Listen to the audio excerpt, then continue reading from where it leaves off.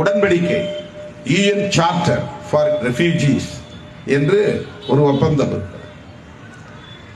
அதில் ஒவ்வொரு நாடும் அங்கம் வகிக்கிற நாடும் கையெழுத்திட வேண்டும். ஆனால் இதுவரையில் இந்திய அரசு அதில் கையெழுத்திடவில்லை.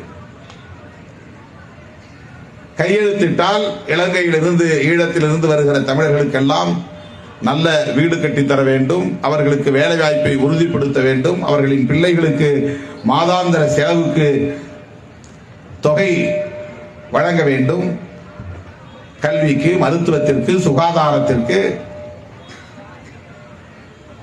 இதெல்லாம் செய்யக்கூடாது என்பதனாலேயே அந்த ஒப்பந்தத்தில் இந்திய அரசு கையெழுத்திடவில்லை. ஆனாலும் ஐநா பேரவையில் ஒரு அங்கம் இந்தியா, முக்கியமான ஒரு நாடு.